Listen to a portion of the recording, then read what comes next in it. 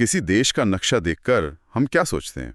शहर, सड़कें, सीमाएं, शायद बस इतना ही। हाँ, ज्यादातर तो यही होता है। लेकिन क्या हो अगर मैं कहूं कि किसी देश का नक्शा, खासकर भारत का, उसकी हजारों साल की किस्मत की कहानी बताता है। ये एक बहुत दिलचस्प नजरिया है। आज हमारे पास जो स्रोत हैं वो हमें भारत के इतिहास को उसके भूगोल की नज़रों से देखने का एक नया चश्मा देते हैं।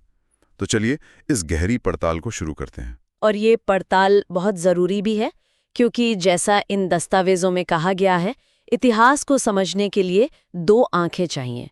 एक है समय यानी कालक्रम, और दूसरी है जगह, भूगोल। बिल्कुल। और आज हम उसी दूसरी आंख का इस्तेमाल करेंगे, ये समझने के लिए कि कैसे पहाड़ों, नदियों और मैदानों ने सिर्फ सीमाएं नहीं बल्कि साम्राज्य, संस्कृतियां और हम भारत की पूरी पहचान को गढ़ा है। तो ठीक है, शुरू करते हैं भारत की सबसे बड़ी, सबसे पहली भौगोलिक पहचान से। उत्तर की वो विशाल दीवार, हिमालय। ये सिर्फ पहाड़ नहीं है, ये तो एक तरह का क्लाइमेट कंट्रोलिंग सिस्टम है। स्रोत में जो आंकड़े हैं वो दिमाग घुमा देते हैं। लगभग 2500 किलोमीटर लंबा और कहीं-कहीं 32 किलोमीटर तक चौड़ा। ये कोई छोटी मोटी दीवार नहीं है। बिल्कुल नहीं। और इसका असर दोहरा है जो इसे और भी दिलचस्प बनाता है। एक तरफ तो ये साइबेरिया से आने वाली बर्फीली हवाओं को ऐसे रोक लेता है जैसे कोई गेटकीपर हो। हाँ, इसी वजह से उत्तर भारत उतना ठंडा नहीं है। सही कहा, जितना उसी लैटिट्यूड पर मौजूद दूसरे देश होते हैं। ये भारत के लिए एक वरदान है एक तरह से। लेकिन यहीं कहानी में एक ट्विस्ट आता है। इन दस्तावेजों को पढ़ते हुए एक बात साफ होती है कि ये दीवार हमेशा से अभेद्य इम्पेनेट्रेबल नहीं थी।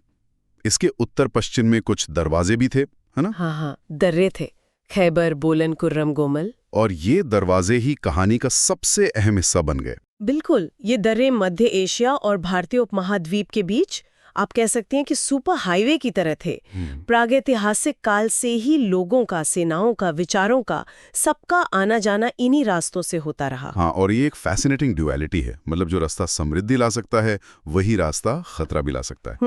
स्रोत में जो आक्रमणकारियों की लिस्ट है, इंडो आर्यन, शाक, कुषाण, हूण, तुर्क, वो ऐसी बात का सबूत है।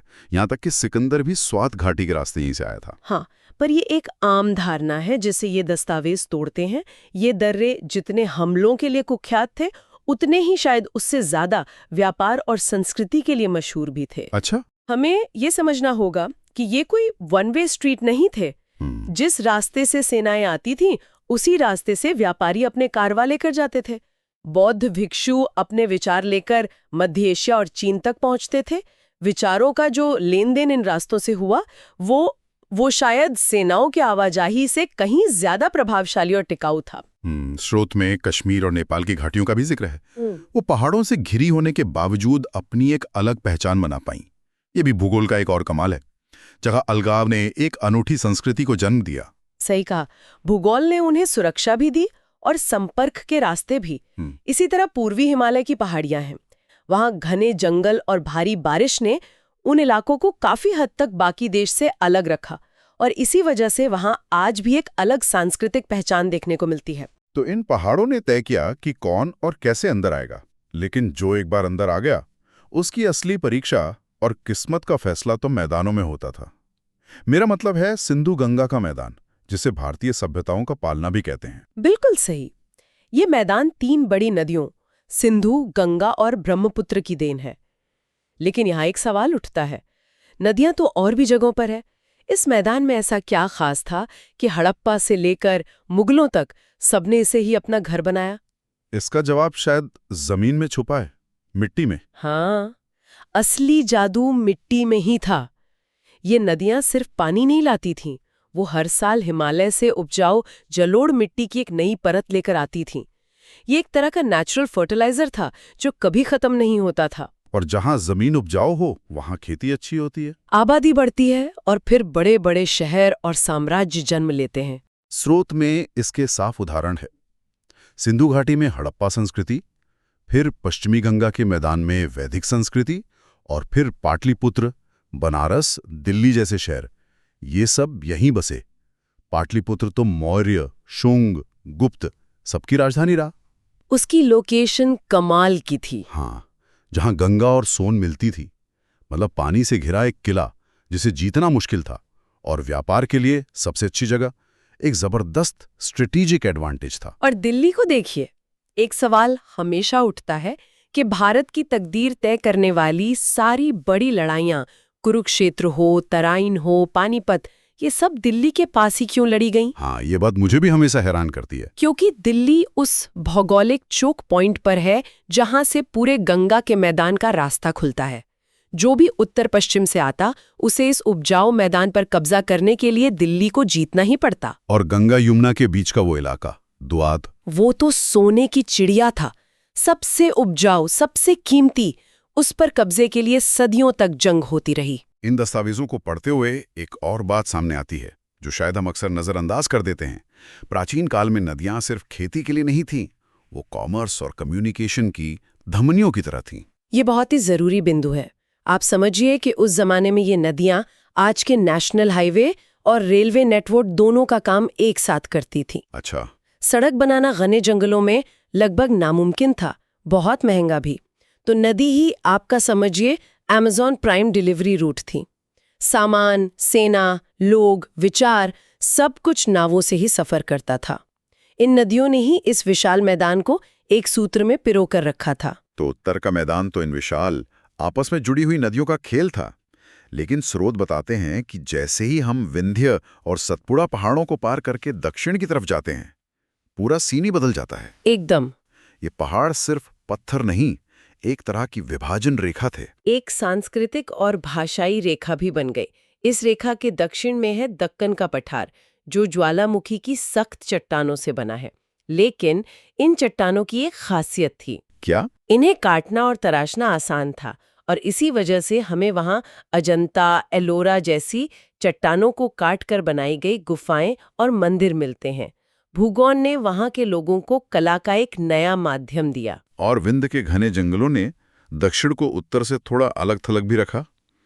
क्या यही वो भौगोलिक कारण है जिसकी वजह से दक्षिण में द्रविड़ भाषा और संस्कृति इतनी मजबूती से बची रह सकी? हाँ, इस भौगोलिक अलगाव ने इसमें एक बहुत बड़ी भूमिका निभाई।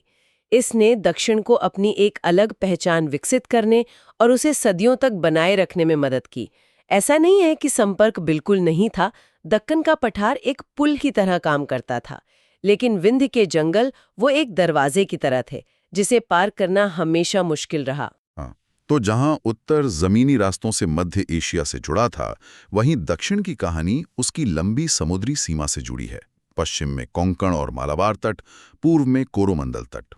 और वहां के बंदरगाह और दर्रे दुनिया से जुड़ने के नए रास्ते खोल रहे थे। जैसे पालघाट दर्रा। बिल्कुल, पालघाट दर्रा ये पश्चिमी घाट में एक बहुत बड़ा गैप है जो मालाबार तट को सीधे कावेरी घाटी से जोड़ता था।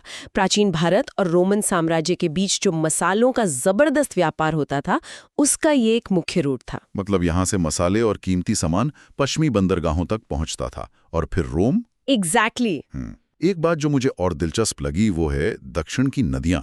उत्तर की नदियों की तरह ये विशाल और साल भर भरी हुई नहीं है। महानदी, गोदावरी, कृष्णा, कावेरी, ये ज्यादातर पूर्व की ओर बहती हैं। इसका क्या असर हुआ? इसका असर साम्राज्यों के केंद्र पर हुआ। ये नदियां बंगाल की खाड़ी में गिरने से पहले उपजाऊ डेल्टा बनाती थीं, जो चावल की खेती के लिए मशहूर हुए। और जैसे उत्तर में गंगा यमुना दोआब सत्ता का केंद्र था, वैसे ही दक्षिण में कृष्णा और तुंगभद्रा नदियों के बीच का रायचूर दोआब, हाँ, वो दक्षिणी राज्यों के बीच हमेशा संघर्ष का कारण बना रहा। और कावेरी का डेल्टा, वो शक्तिशाली चोल साम्राज्य का दिल बना। हर जगह आप देखिए, भूगोल ही इतिहास की पटकथा लिख रहा था। तो अब तक की चर्चा से एक तस्वीर उभर रही है। हमारे पास अलग अलग भौगोलिक जोन हैं। उत्तर के पहाड़, विशाल मैदान, दक्षिण का पठार। हर इलाके की अपनी दुनिया है, अपनी कहानी है। इसके बावजूद ये स्रोत बार बार विविधता में एकता की बात करते हैं। ये दोनों बातें एक साथ कैसे सच हो सकती हैं? ये भारत की कहानी का सबसे खूबसूरत विरोधाभास है, और इसका जवाब है मेल्टिंग पॉट का कॉन्सेप्ट। समय के साथ अलग अलग नस्लें और संस्कृतियां यहां आईं। प्री आर्यन, इंडो आर्यन, यूनानी, शक, हूण, तुर्क, और धीरे धीरे यहीं की होकर रह गईं। वो इस मिट्टी में घुल मिल गईं। हाँ, ऐसे घुल मिल गईं कि आज उन्हें अलग करना नामुमकिन है। लेकिन ये सिर्फ एक थ्योरी है या इसके असली सबूत भी मिलते हैं? नहीं, इसके ठोस सबूत है। भाषा को ही ले लीजिए, वैदिक ग्रंथों में जो संस्कृत में है उनमें भी द्रविड़ भाषा के शब्द मिलते हैं, और दक्षिण के संगम साहित्य में पाली और संस्कृत के शब्द मिलते हैं। अच्छा, ये दिखाता है कि उत्तर और दक्षिण के बीच हमेशा संवाद होता रहा। बिल्कुल, विचारों का लेन देन होता रहा। धर्म के क्षेत्र में भी यही हुआ। हिंदू, जैन और बौद्ध धर्म ने एक दूसरे को गहराई से प्रभावित किया और वे साथ साथ विकसित हुए। ये दिलचस्प है कि इतनी विविधता के बावजूद इस पूरे उपमहाद्वीप को एक इकाई मानने की सोच बहुत पुरानी है। प्राचीन भारतीयों ने इसे भारतवर्ष कहा, जो प्राचीन भरत जनजाति के नाम पर था। मतलब ये एक भौगोलिक नाम से ज्यादा एक सांस्कृतिक विचार था।